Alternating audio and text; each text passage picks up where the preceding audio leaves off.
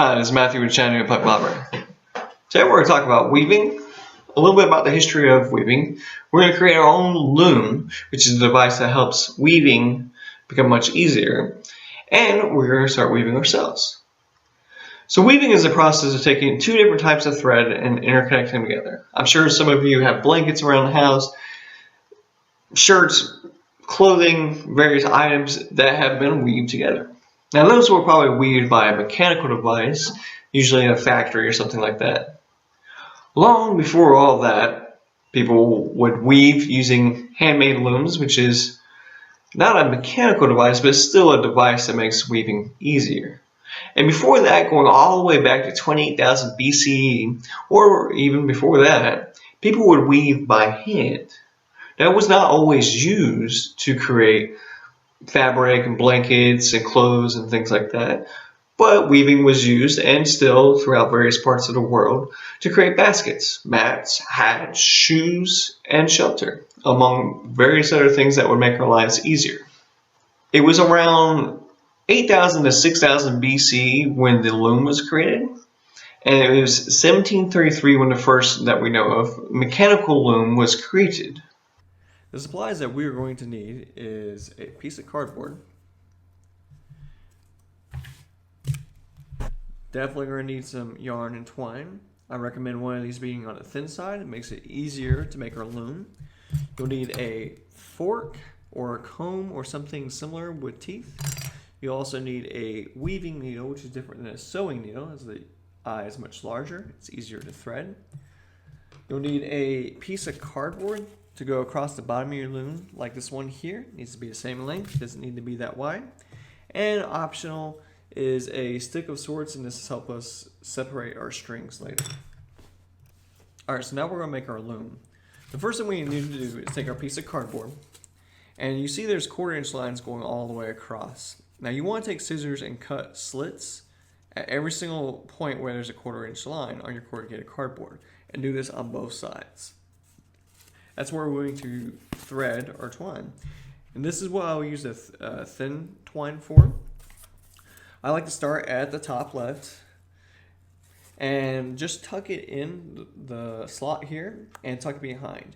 I like to wrap it around once or twice up here, so that way it just kind of stays in place. There's no need to actually tie a knot. But you're going to come all the way down and notch it at the bottom left.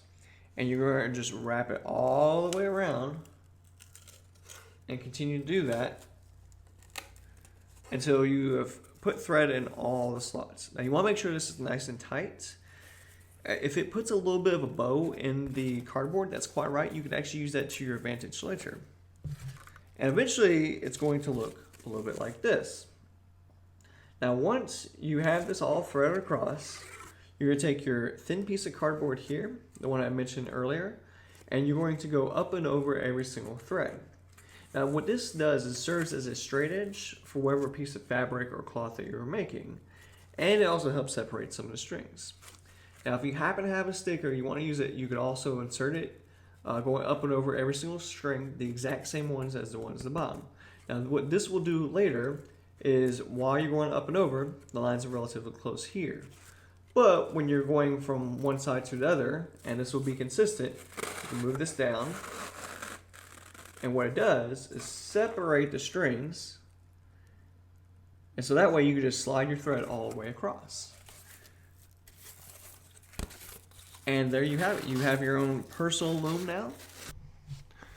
You'll take the tail end of your thread to start, and we're going to bring it in about 3 or 4 strings in between the separated strings by the piece of cardboard at the bottom. And once you get about 3 or 4 strings in, you'll take the tail end of our thread and we're going to tuck it in to the back. Don't worry about this later, we'll trim it later, and the weave itself will hold it all together. Now when we're starting our weave, we'll take our needle and we'll come back around. Now it is important to make sure that you go the opposite direction. So if at the very end your thread goes under the last string, then it's important to go over that string to start off with, and vice versa.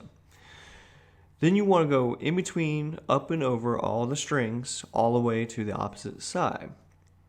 Now make sure that this is consistent going all the way through and is the opposite way that you went up and over the first time to start. Now when you get all the way to the end, I like to take my needle and use it to help tighten a string, but not make it too tight. Now as we push this down, it will get tighter and tighter, so there's no need to make it too tight, otherwise your weave is going to curve in the center around the exterior strings. Now we're going to take our fork and we're going to press down the string as we pull it through all the way to the bottom. Now again, don't worry about if it doesn't look tight enough, because the more you push it down, the tighter it's going to get actually.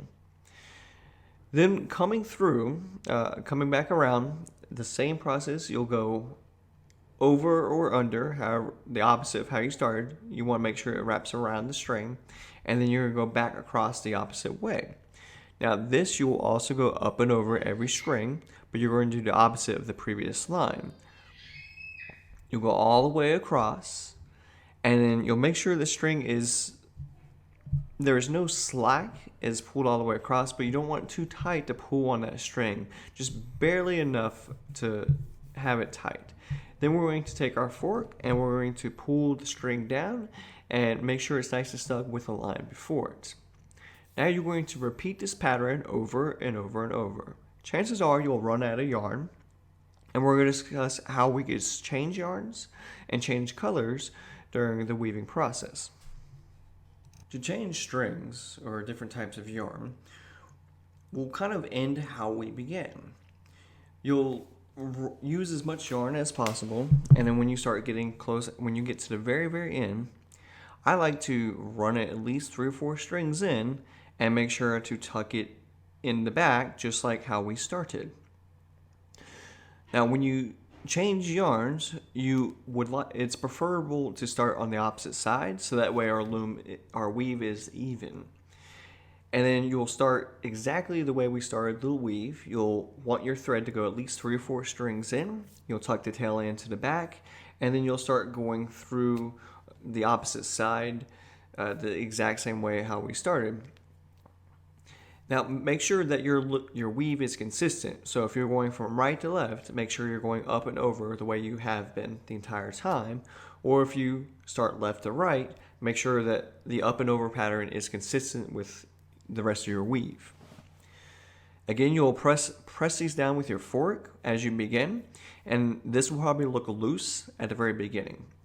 Don't worry about that, because the more you weave and the more you press down with your fork, the tighter the weave will become. For the weave that I have made, it took me several hours to make this, but it makes a very nice pot holder. I've used 2 different colors, and I had to change strings twice, for a total of 3 different patterns on my pot holder. Now to end it, it's going to be similar to the very beginning, where once we get to the very, very end, we're going to wrap it around and just kind of tuck it in the back. Now it doesn't look great at first, but make sure to press down with your fork. As once we tie knots into it, then it'll tighten everything up.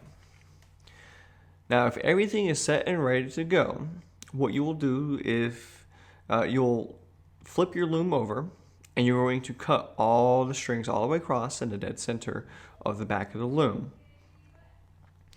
Now this is going to loosen them up. Now don't undo all the strings right away. Now what I like to do is, starting at the top left, I will take 2 strings and then I will remove them from the loom, being very delicate during this whole process, and then I will tie a double knot.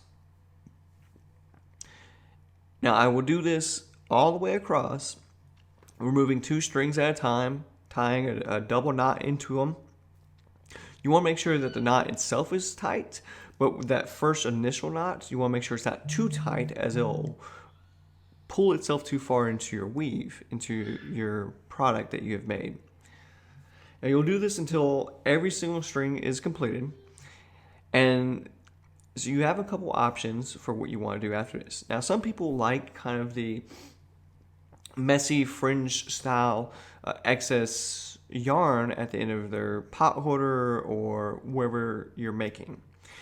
And this looks great on blankets and scarves and things like that, the nice little fringe look. And then at this point, you're complete. The other option is you can cut pretty close to the knot, all the excess thread. Make sure you don't cut right on the knot, as it will quickly become undone. And then your weave will start to also unravel.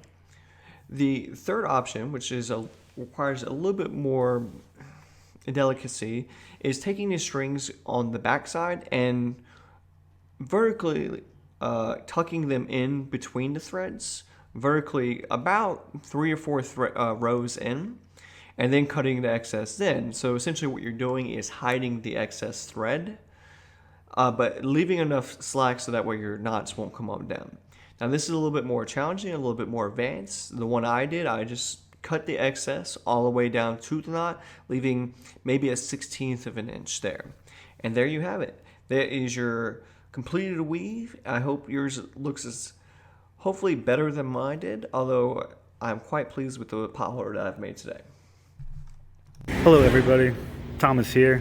I'm just talking about the loom that is on the 4th floor of the downtown library. It is available for public use, so when it is warped properly and it's working, you can use it. I'm just going to give you a quick tutorial, talk about it a little bit, and then maybe one day you can come in and try it out for yourself. So like this sign says, warping in progress. So warping is the process of stringing it, putting 100 of strings that goes on the machine. So what they do is they'll put strings around this bar here, put them through these heedles, which I'll talk about later, and then through this reed and down and around here. And that sets up all your strings for you. It makes it able to be used. So right now we're going to talk about the treadles, which is the pedals at the bottoms that you see have numbers on them, the shafts,